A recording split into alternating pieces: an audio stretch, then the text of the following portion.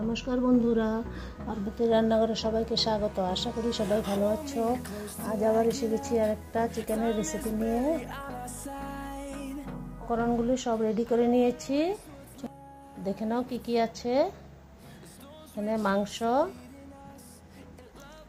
সর্ষের তেল, লবণ, জিরে গুঁড়ো, আদা রসুন বাটা, গোলমরিচ গুঁড়ো, লঙ্কা গুঁড়ো, হলুদ গুঁড়ো, আলু, পেঁয়াজ কুচি, তেজপাতা।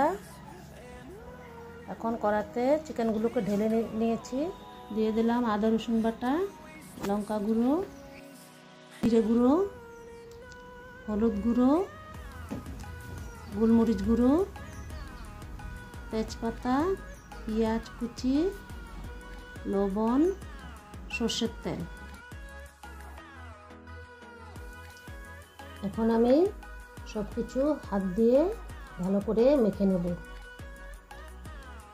সাথে সুন্দর করে মেখে নেব।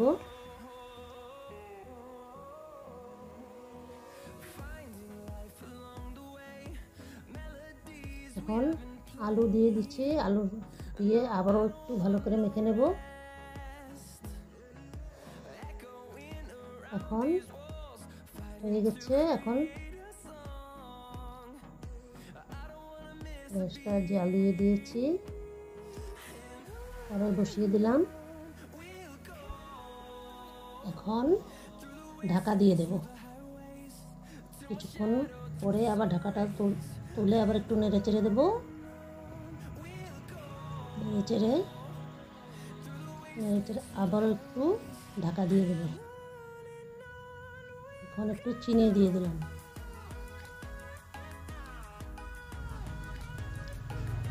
একটু পরপর নাড়াচাড়া করে একটু পরপর ঢাকা দিয়ে দিতে হবে।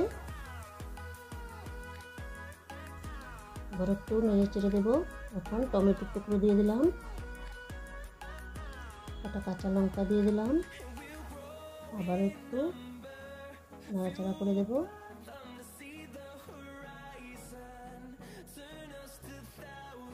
মোটামুটি কষানো হয়ে গেছে। এখন উপর থেকে গরম মশলা দিয়ে একটু নেড়ে চেড়ে নেব।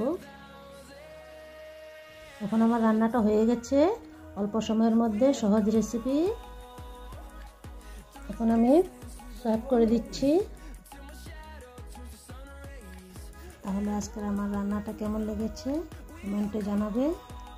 ভালো লেগে থাকলে লাইক, কমেন্ট, সাবস্ক্রাইব করে দেবে। আজ এখানেই বিদায় নিচ্ছি।